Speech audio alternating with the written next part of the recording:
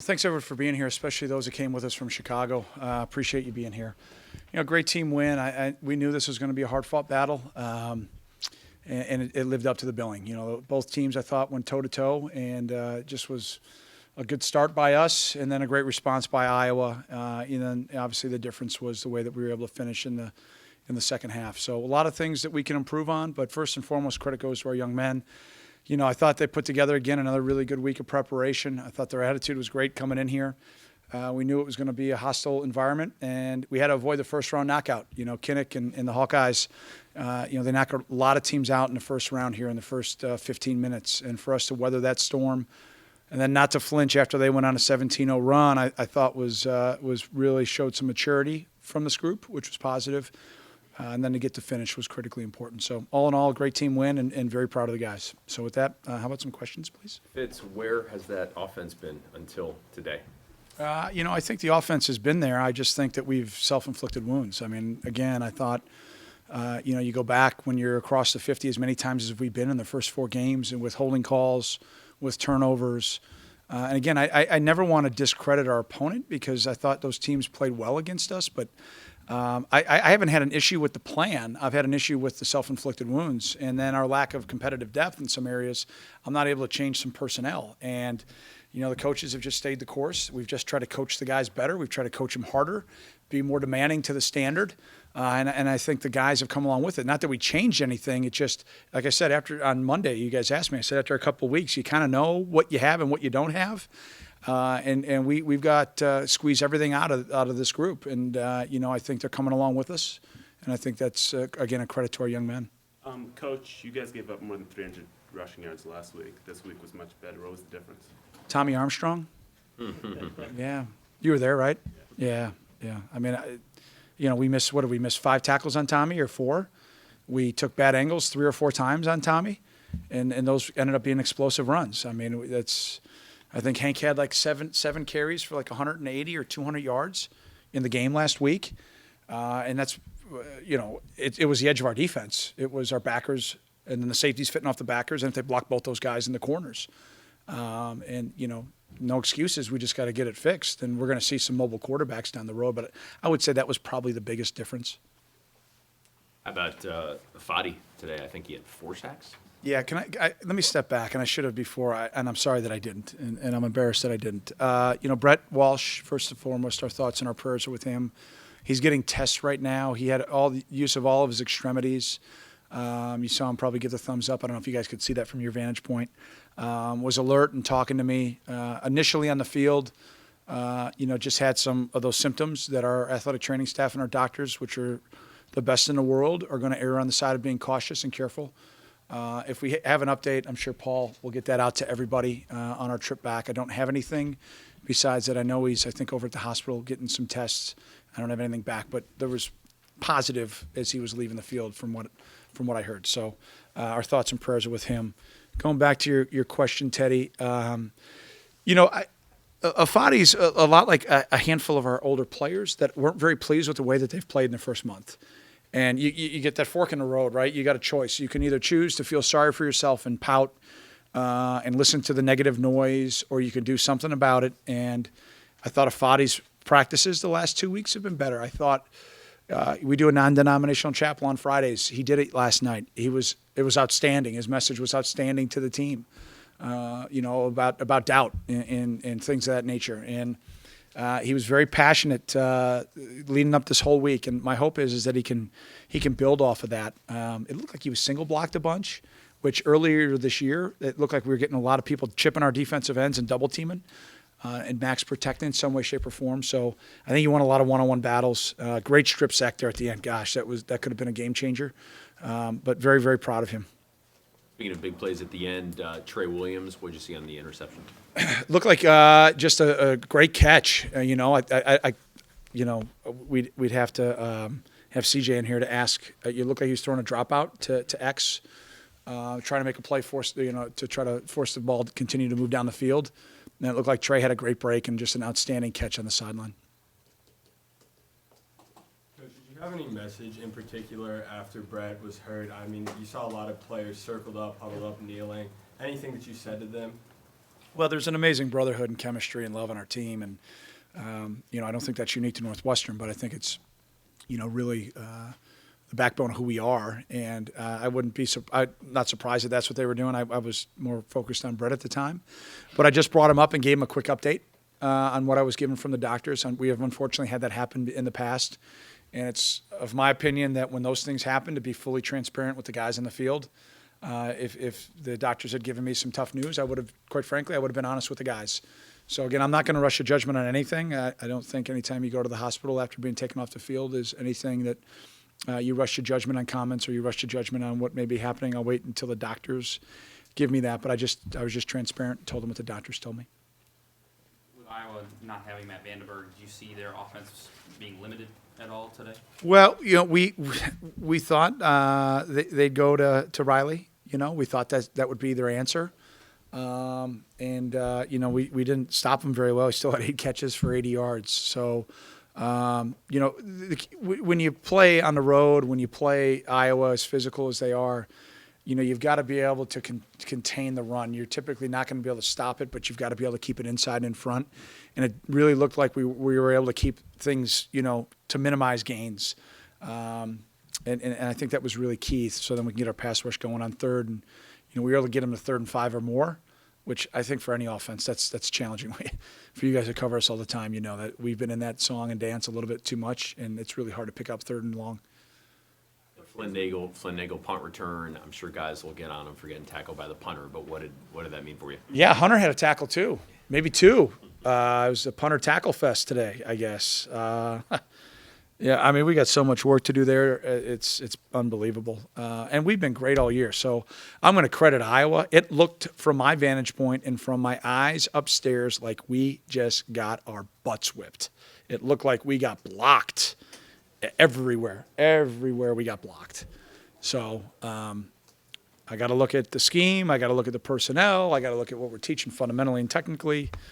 And then I got to get the right guys out there. I mean, that's where some of those secondary injuries. And again, I'm not making excuses, but you think about some of those guys that typically are out there. I mean, you'd have Trey, you'd have Montre, you'd have a lot of guys out there with Keith and Maddie starting. It was great to get Kyle Cairo back, so we were able to get Jared a little bit more involved in the kicking game. But obviously, we got to look at our personnel and our 2 coverage units. Coach, with that said, what makes Desmond King such an effective return? I think confidence. When you watch him throughout his career, he has 0 issues with going and getting the ball in a crowd. I think he's got great confidence with the ball in his hands. Again, I think we missed like 5 tackles on a handful of those returns. I mean, so I think we gift wrapped it for him a little bit, but credit him. He's just really smooth. He's got great ball skills. We punted the ball to the right, and they ran a nice little decoy move. That was kind of cool. I might steal that. I mean, that was really cool. And I'm yelling decoy, but obviously our guys are running down, so that was cool. Good for them.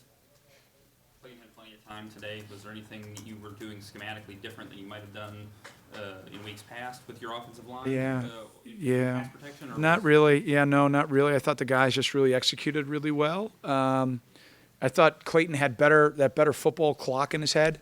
They were coming. I mean, they were close a bunch, but he was able to get the ball out of his hand. Where even a week ago, at times, he just held the ball too long, and it's part of the maturation. He's a sophomore quarterback.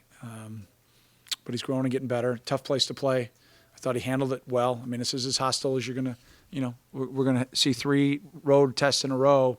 I know not exactly in a row, but here up in East Lansing and in the shoe that are as good as there is in college football. Did it start to feel kind of ugly? I don't know if you saw or felt some Iowa fans, I guess, were throwing water bottles on the field.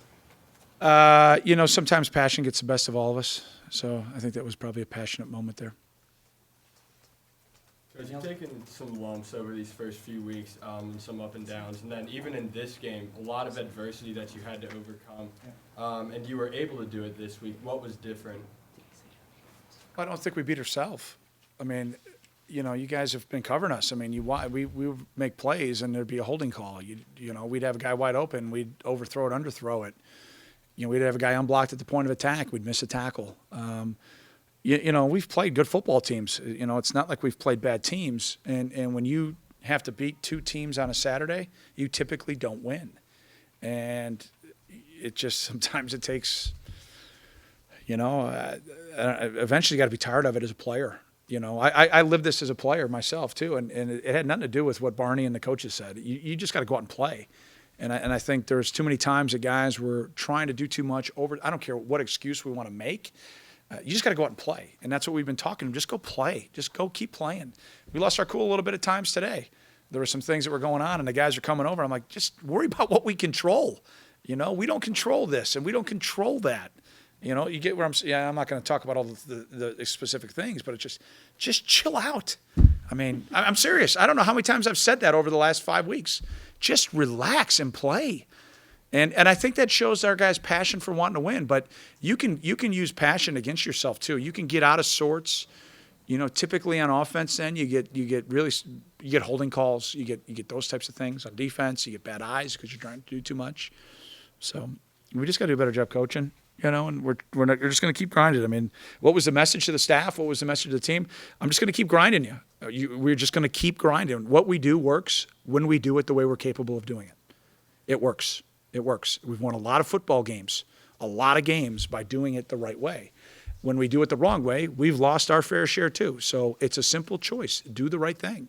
And then we've got to coach the guys to do that. And again, we're in a little bit of a pickle in some areas that our competitive depth isn't where we need it to be, and we've just got to keep getting the next group of guys ready because we got to make a change. We got to make a change. I know you say your coaches are great about blocking out the noise, but what do you think a performance like this, 38 points on the road against Iowa, means for your offensive staff? Maybe it's confidence or whatever. You know, I think about my staff the same way I told you on Monday. I mean, this group, we've been together for a long time. We've been through a lot of battles. I mean, we've been through a lot of highs and a lot of lows. It's the all-time winningest coaching staff in Northwestern football history. If you're going to take shots at them when we don't play well, that's fine. That's what we get paid to do. That's fair. And if you can't handle that, then why are you a coach?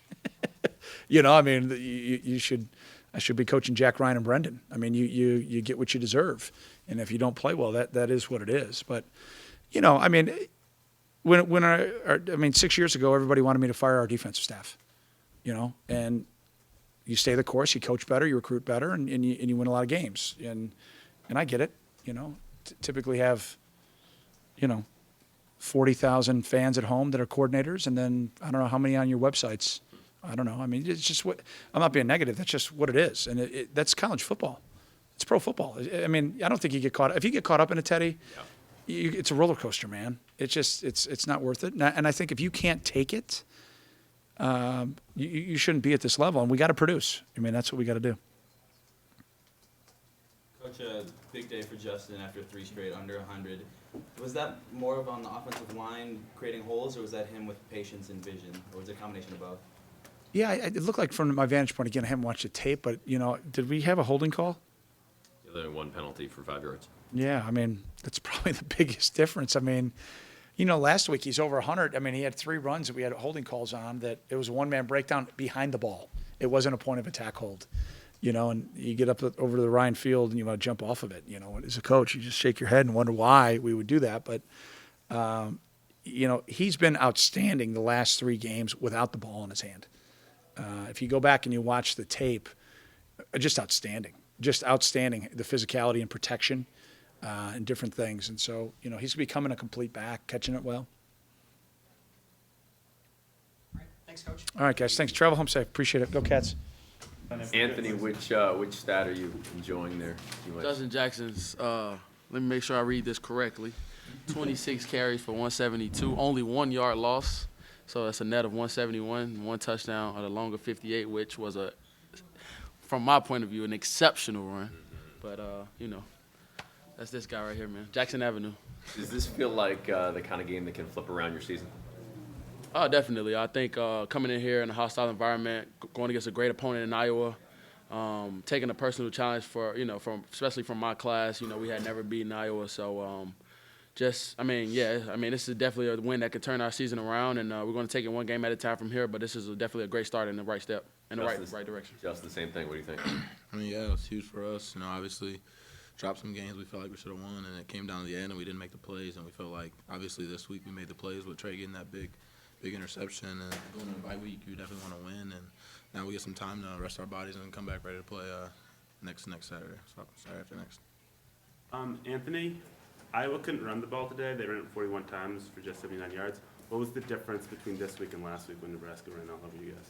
I mean, I think everybody did their job, and I think we came ready to play, ready to tackle, ready to be physical, and that was from the start, and we preached that the whole week. Just a whole different mentality coming in here. We knew it was going to be a run the ball right at us game, and we had to bring our big boy pants today, and I think we did that. Speaking of good stats, you guys aware of Fadi, what he did today? Yeah. What do you think of his effort? I mean, he preached it the whole week. I mean, just about not doubting anything and, going out and play physical and going out and playing hard. And I think he took that as a personal challenge last week. And, this week, that's all he preached. He was like, I'm going to give it my all. I'm going to give it my all. And, he really took a step forward today in doing that. And, 4 sacks isn't bad at all. And I think, just his preparation, his determination, his heart, his will, he bought everything today. Was he a different guy this week? I mean, what?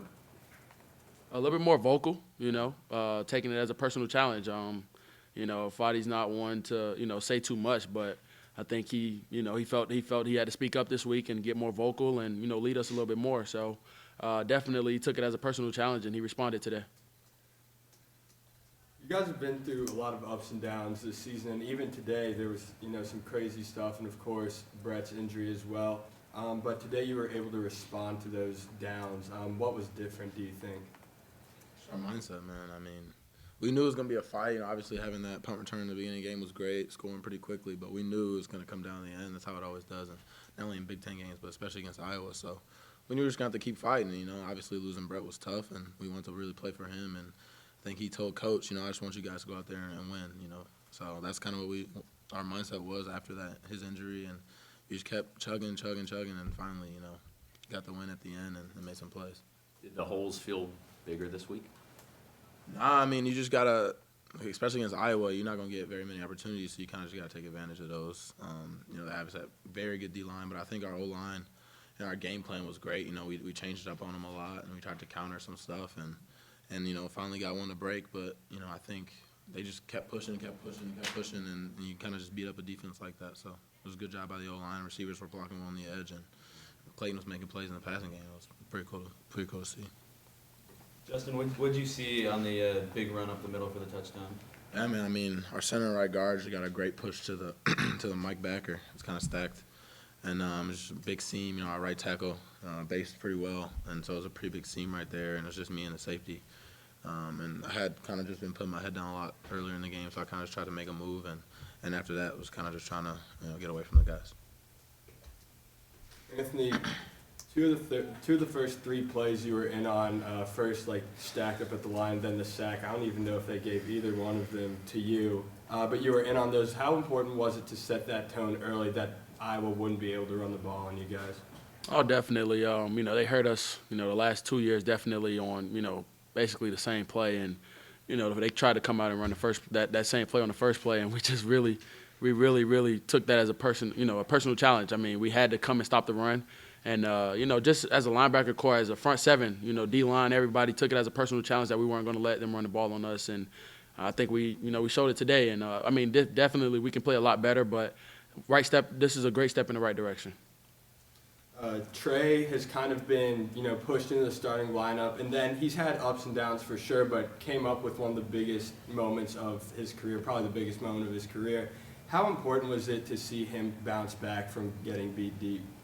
I mean, Trey's a focused guy. I mean, he comes in every day, works hard. So, I knew he was going to make a play. Everybody believes in him. He knows that. All of our DBs, everybody believes in everybody that Coach Brown throws out there. So, as long as they do the right technique, play the right coverage, play it the right way, we'll be fine. And I think Trey, just coming off of last week, giving up the big play, and then this week making a big play. It's just a great response, by him.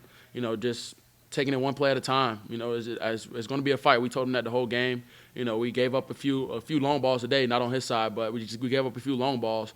But being able to come up at the right time, right moment, and make a play, that was great. Can't speak of nothing else. Respond. What was the tension like out there? At one point they were throwing water bottles and there was a lot of booze. And what was it like? And it was fun. Obviously you don't get to be in an environment like that all the time, and they were upset. We were upset. We thought we didn't get some calls, but you just got to keep playing.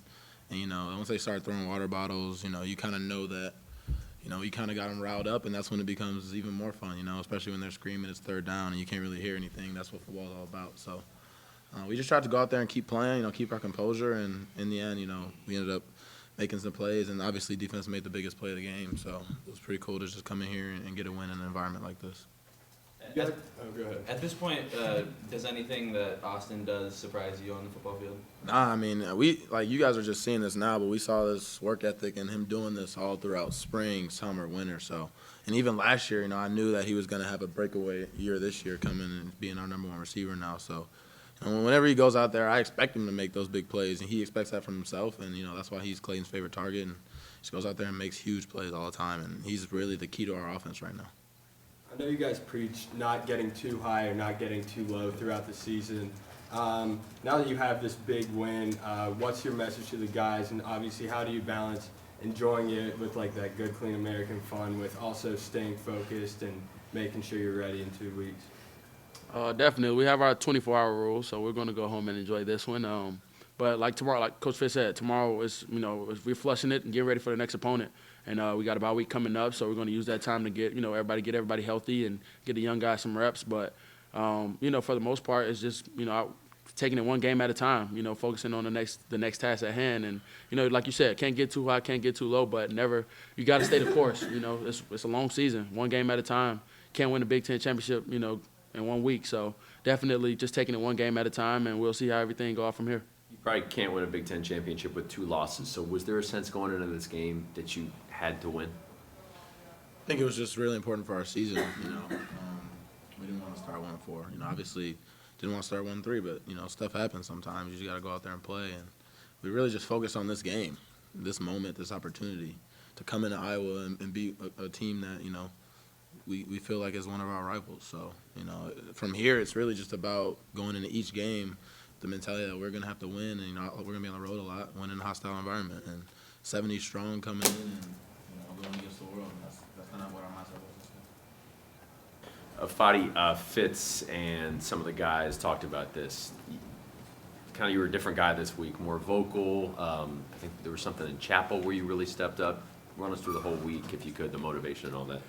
Yeah, so a while back, Austin Carr in camp told me, speak, Fadi, can you do chapel for Iowa?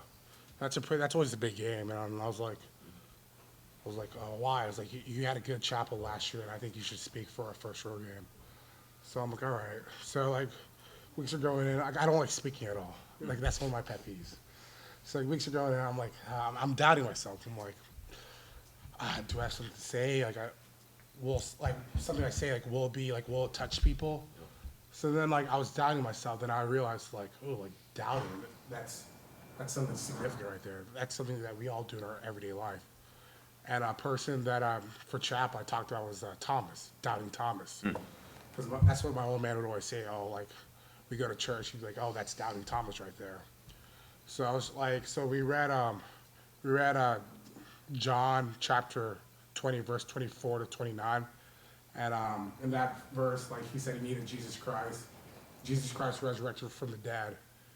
And Thomas was like, no, I don't believe it. I need to see it with my own eyes. And as in he was doubting everyone. So I was telling them that we can apply that to every single day of life. As in, for preparation, our coaches gave us a good game plan. Like, doubting is wrong. That's what clear message said. Doubting is nothing wrong with doubting, but if you don't speak up about your doubts, that's where you go wrong with. So that's what I was saying. Like, for me, I saw a lot of similarities with Thomas, saying that, like, I'm a guy, like, I don't speak up that much, and I don't vote. I don't, like, say, oh, I have some doubts. Because the more questions you ask, the more confidence and the better understanding you had. So today I was like, after I gave that sermon, I was like I'm pissed off. Like I woke up today, like I'm pissed off right now. Like we're 1-3, we're not in a good place right now, and I'm pissed off. When was the sermon, and is it for the whole team? What's the setting? So players have the option. So we usually do it so Friday night, so after team dinner. So we go in after we eat dinner for about an hour, and each week someone gives chapel. So this was my week. Austin, assuming you were there, what did you think of what he said? I was there, and Fadi gave a great chapel. I think it inspired a lot of the guys. like you said, it's optional, and so guys are in there on their own volition. And he was just reminding us to not to doubt the process and to trust that we're prepared, trust that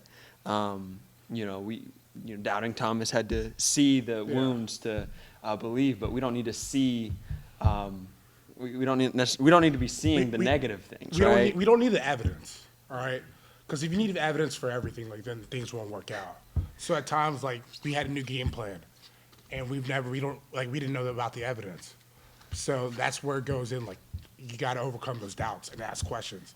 Coaches explained to us this is what we're trying to do, and we got to execute, and that's what we did today. Did you also have doubts about, obviously you have the ability to do whatever you want, but the production hasn't always been there. I mean, production hasn't always been there, but I don't want to say like at times like I said I doubt myself, but for the most part, one thing I always told myself this season, like last year was like I got a little banged up and I was the production that I wanted.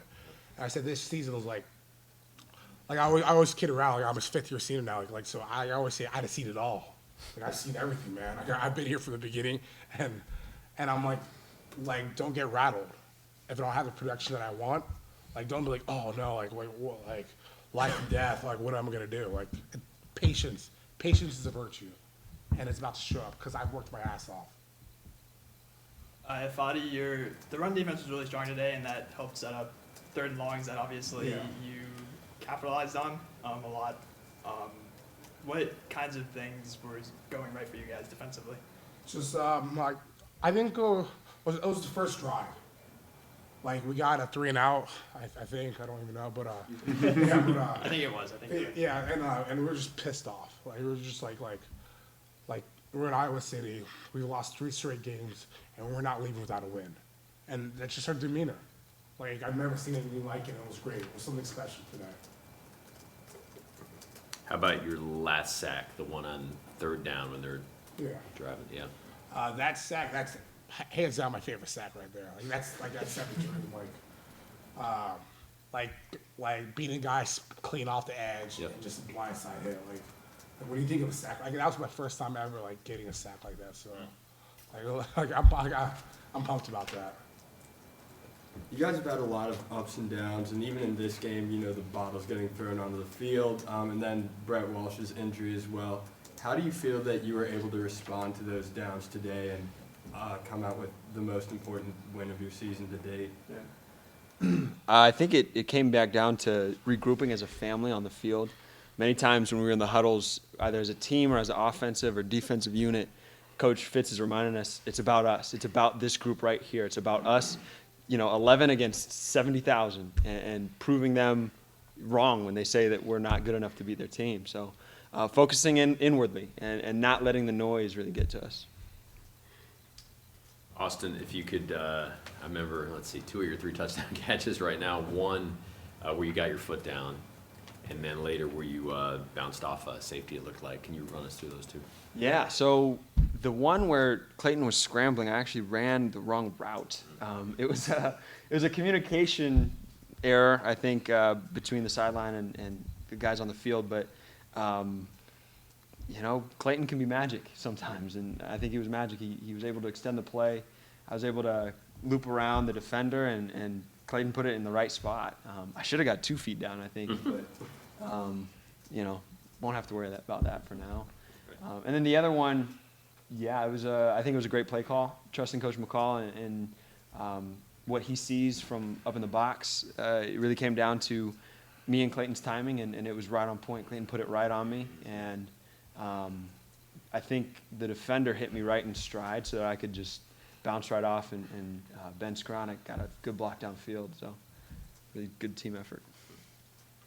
Austin, huge day today. How would you compare the offense's confidence right now to last year or even a few weeks ago? Well, I think it all started from the huge punt return that Flynn had, getting the ball, on the 5-yard line, 4-yard line or something. That really just gave us momentum, lit a spark for us. Of course, that makes it easy, and I think that when we see other plays being made in the defense and special teams, it gives us a spark. Other than that, I think Clayton's confidence is just week by week, it's increasing in his wide receivers. and the offensive line got him protected. I think today was a day about the offensive line having one of its best games of the year, I think. And when Clayton's able to make his reads, he can be really deadly.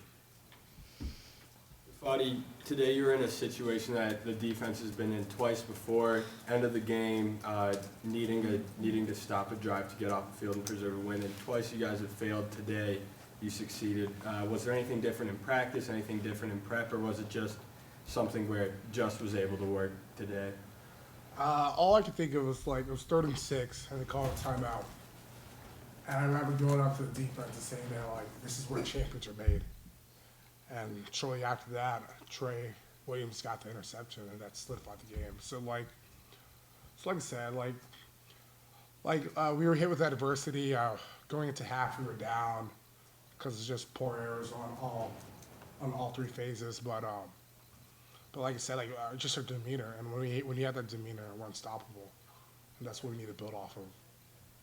Austin, Justin credited a lot of his big game to the offensive line, but also said that the wide receivers were doing a really good job blocking. Is that something you guys have been working on, practicing a lot this week? Yeah, definitely. We felt like after the Duke game, our wide receivers, just as a group, we were not physical enough. We were missing assignments too much, and there were a lot of yards that Justin could have got that we left out there. So since that week, we've been just emphasizing, Coach Springer's been great about emphasizing finishing blocks, moving our feet well, and you see the kind of results that you do today when we put in that kind of hard work. So where do you guys go from here? Are you the 1-3 team or the 1-0 team? 1-0 every week. Every week's about 1-0. We're going to ride on this momentum. Exactly. Of course, we're going to be happy, and tonight we're going to celebrate. But tomorrow, back to work. We're going to use this bye week to get healthy, and we're going to focus on Michigan State. Anything else? I noticed today C.J. Robbins took the field with you guys, with you at least as a captain. What has he done over the past few weeks to transform into that role?